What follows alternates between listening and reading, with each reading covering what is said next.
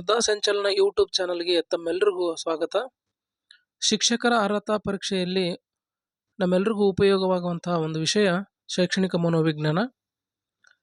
ಶಿಶು ಮನೋವಿಜ್ಞಾನ ಹಾಗೂ ಶೈಕ್ಷಣಿಕ ಮನೋವಿಜ್ಞಾನದ ಪಿತಾಮಹರು.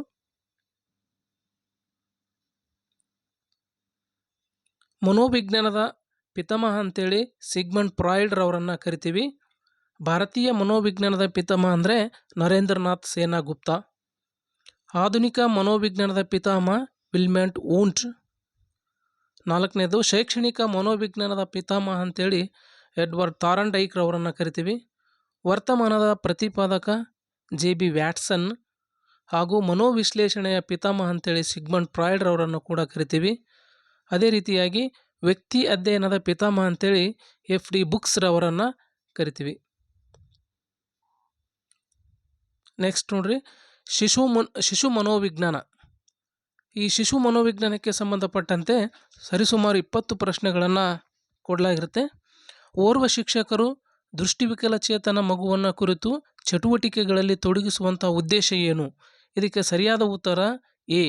ಸಮನ್ವಯ ಶಿಕ್ಷಣದ ಭಾವನೆಗೆ ತಕ್ಕಂತೆ ಕಾರ್ಯನಿರ್ವಹಿಸುವುದು ಈ ಪ್ರಶ್ನೆಗೆ ಸರಿಯಾದ ಉತ್ತರ. ಎರಡನೇದು, ವಿಶೇಷವಾಗಿ ಪ್ರಾಥಮಿಕ ಹಂತದಲ್ಲಿ ವಿದ್ಯಾರ್ಥಿಗಳಿಗೆ ಕಲಿಕಾ ತೊಂದರೆಗಳನ್ನು ಪರಿಹರಿಸಲು ಉತ್ತಮವಾದ ವಿಧಾನ ಯಾವುದು? ಈ 4 ಆಯ್ಕೆಗಳಲ್ಲಿ ಸರಿಯಾದ ಉತ್ತರ A. ಕತೆ ಹೇಳುವಂತಹ ವಿಧಾನ ವಿಶೇಷ ಪ್ರಾಥಮಿಕ ಹಂತದಲ್ಲಿ ವಿದ್ಯಾರ್ಥಿಗಳಿಗೆ ಕಲಿಕೆಯ ತೊಂದರೆಗಳನ್ನು ಅನುಭವಿಸ್ತಕ್ಕಂಥ ಮಗುವಿಗೆ ಈ ಕತೆ ಹೇಳುವಂಥ ವಿಧಾನ ಸರಿಯಾದ ಪರಿಹರಿಸಲು ಉತ್ತಮವಾದ ವಿಧಾನ. ಪ್ರಾಯೋಗಿಕ ಕಾರ್ಯಗಳಲ್ಲಿ ವಿದ್ಯಾರ್ಥಿಗಳ ಕಾರ್ಯಕ್ಷಮತೆಯನ್ನು ಅಳೆಯುವಂಥ ಸೂಕ್ತವಾದ ವಿಧಾನ. ಸರಿಯಾದ ಉತ್ತರ ವೀಕ್ಷಣಾ ವಿಧಾನ. ತರಗತಿಯಲ್ಲಿ ಹಿಂದಿನ ಬೆಂಚುಗಳಲ್ಲಿ ಕುಳಿತಿರುವಂತಹ ವಿದ್ಯಾರ್ಥಿಗಳು ತಮ್ಮಲ್ಲಿ ಮಾತನಾಡುತ್ತಿದ್ದರೆ ಶಿಕ್ಷಕರಾಗಿ ನೀವೇನು ಮಾಡುವಿರಿ? 4 ಆಯ್ಕೆಗಳಲ್ಲಿ ಸರಿಯಾದಂಥ ಉತ್ತರ B. ವಿದ್ಯಾರ್ಥಿಗಳಿಗೆ ಸುಮ್ಮನಿರಿ ಅಥವಾ ತರಗತಿಯಿಂದ ಹೊರಗೆ ನಡೆಯಿರಿ ಅಂತೇಳಿ ನಾವು ಸೂಚಿಸುವುದು ಸರಿಯಾದ ಆಯ್ಕೆ. ಮಗುವಿನ ವಿಕಾಸವು ಪ್ರಾಥಮಿಕವಾಗಿ ಏನನ್ನು ಅವಲಂಬಿಸಿರುತ್ತದೆ? ಸರಿಯಾದ ಉತ್ತರ ಪಾಲಕರು. ವಿಕಾಸ ಎಂದರೇನು? ವಿಕಾಸ ಅಂದರೆ ಬದಲಾವಣೆ ಅಂತ ಅರ್ಥ. ವಿಕಾಸವು ಎಲ್ಲರಲ್ಲೂ ಡ್ಯಾಶ್. ಇದಕ್ಕೆ ಸರಿಯಾದ ಉತ್ತರ ದ್ವಿಪಾರ್ಶ್ವತೆಯಿಂದ ಏಕಪಾರ್ಶ್ವದೆಡೆಗೆ ಸಾಗುತ್ತದೆ. ಶಾರೀರಿಕ ಅಭಿವೃದ್ಧಿಯ ಪ್ರಕ್ರಿಯೆಯಲ್ಲಿ ಮಗು ಮೊದಲು ನಿಯಂತ್ರಣ ಪಡೆಯುವುದು ಇದರ ಮೇಲೆ. ಸರಿಯಾದ ಉತ್ತರ ಶಿರ. ಹುಡುಗರ ಸ್ವರ ಅಥವಾ ಧ್ವನಿ ಒರಟಾಗುವುದು ಅಥವಾ ದಪ್ಪ ಆಗುವುದು ಇದರ ವಿಶಿಷ್ಟ ಲಕ್ಷಣ. ಸರಿಯಾದ ಉತ್ತರ ಅಂದರೆ ಶಾರೀರಿಕವಾಗಿ ಮಗು ಯಾವಾಗ ಅಭಿವೃದ್ಧಿ ಹೊಂದುತ್ತದೋ ಆ ಸಂದರ್ಭದಲ್ಲಿ ಆ ಹಂತದಲ್ಲಿ ಹುಡುಗರ ಸ್ವರ ಅಥವಾ ಧ್ವನಿ ಒರಟಾಗಿ ಕಾಣುತ್ತಕ್ಕಂಥದ್ದು ವಿಶಿಷ್ಟವಾದ ಲಕ್ಷಣ ಆಗಿದೆ. ಬೆಳವಣಿಗೆ ಮತ್ತು ವಿಕಾಸಗಳ ನಡುವಿನ ಸಂಬಂಧವನ್ನು ಸರಿಯಾಗಿ ವ್ಯಕ್ತಪಡಿಸಲು ನಾವು ನೀಡುವಂಥ ಸರಿಯಾದ ಹೇಳಿಕೆ ಯಾವುದು ಅಂತಂದರೆ C. ಈ ವಿಕಾಸವನ್ನು ಬೆಳವಣಿಗೆ ಮೂಲಕ ಸಾಧಿಸಲಾಗುವುದು. ವಿಕಾಸಕ್ಕೆ ಸಂಬಂಧಿಸಿದಂತೆ ಕೆಳಗಿನ ಯಾವ ಹೇಳಿಕೆ ನಿಜವಾಗಿದೆ? 4 ಆಯ್ಕೆಗಳಲ್ಲಿ C. ಇದು ಜೀವನ ಪರ್ಯಂತ ನಡೆಯುತ್ತದೆ. ವಿಕಾಸವು ನಮ್ಮ ಜೀವನದ ಪರ್ಯಂತ ನಡೀತಕ್ಕಂಥ ಕ್ರಿಯೆಯಾಗಿರುತ್ತೆ. ವಿಕಾಸವು ಎಂದು ಮುಗಿಯದ ಪ್ರಕ್ರಿಯೆ. ಈ ಹೇಳಿಕೆಯು ಯಾವ ತತ್ವವನ್ನು ಪ್ರತಿನಿಧಿಸುತ್ತದೆ?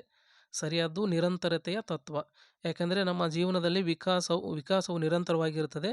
ಸೊ ಆದ್ದರಿಂದ ನಾವು ನಿರಂತರ ತತ್ವದ ಆಧಾರದ ಮೇಲೆ ವಿಕಾಸವು ಎಂದು ಮುಗಿಯದ ತತ್ವ ಈ ಪ್ರಕ್ರಿಯೆ ಹೇಳಿಕೆಯನ್ನು ಈ ತತ್ವದ ಅಡಿಯಲ್ಲಿ ಪ್ರತಿನಿಧಿಸುತ್ತದೆ. ಬಾಲ್ಯಾವಸ್ಥೆಯ ಆರಂಭದಲ್ಲಿ ಮಗುವಿನ ಭಾವನಾತ್ಮಕ ವಿಕಾಸದ ಮೇಲೆ ಪ್ರಭಾವ ಬೀರುವಂಥ ಮುಖ್ಯವಾದ ಅಂಶ ಯಾವುದು? ಪಾಲಕರು. ಮಗುವಿನ ವಿಕಾಸದ ತತ್ವಗಳ ತಿಳುವಳಿಕೆ ಶಿಕ್ಷಕರಿಗೆ ಹೇಗೆ ಸಹಾಯಕವಾಗುತ್ತದೆ? ಈ 4 ಆಯ್ಕೆಗಳಲ್ಲಿ ಸರಿಯಾದ ಆಯ್ಕೆ D. ಕಲಿಕಾಕಾರರ ವಿಭಿನ್ನ ಕಲಿಕಾ ಶೈಲಿಗಳ ಅಗತ್ಯತೆಗಳನ್ನು ಅತ್ಯಂತ ಪರಿಣಾಮಕಾರಿಯಾಗಿ ಪೂರೈಸುವುದು ಸರಿಯಾದ ಉತ್ತರ.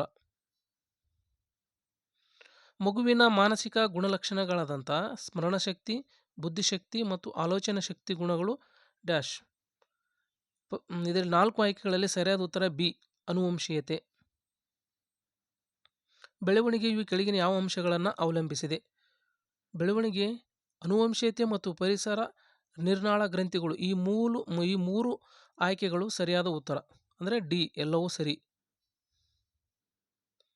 ಮಗುವಿನ ದೈಹಿಕ ಬೆಳವಣಿಗೆ ಪ್ರಮಾಣವು ಅವಲಂಬಿತವಾಗಿರುವಂತಹ ಅಂಶವೆಂದರೆ ಸರಿಯಾದ ಉತ್ತರ ಎ ಪರಿಸರ ಪ್ರಭಾವಗಳಿಂದ ಮಾರ್ಪಾಡಾಗುವಂತಹ ಅನುವಂಶೀಯತೆಯ ಸಂರಚನೆ. ಸರಿಯಾದ ಉತ್ತರ.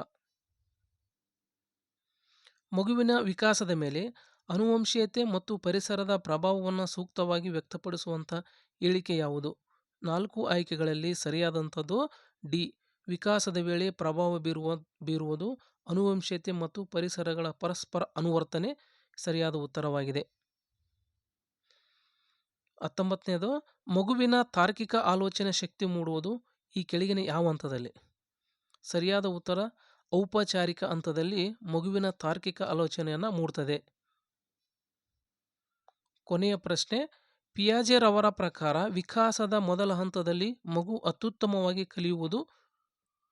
4 ಆಯ್ಕೆಗಳಲ್ಲಿ ಸರಿಯಾದ ಉತ್ತರ ಎ ಸಂವೇದನೆಗಳ ಮೂಲಕ ಮಗು ವಿಕಾಸದ ಅತ್ಯುತ್ತಮ ಕಲಿಯುವಂಥ ಹಂತ. ಈ ಹಂತದಲ್ಲಿ ಮಗು ಅತ್ಯುತ್ತಮವಾಗಿ ಕಲಿಯುತ್ತದೆ. ಧನ್ಯವಾದಗಳು.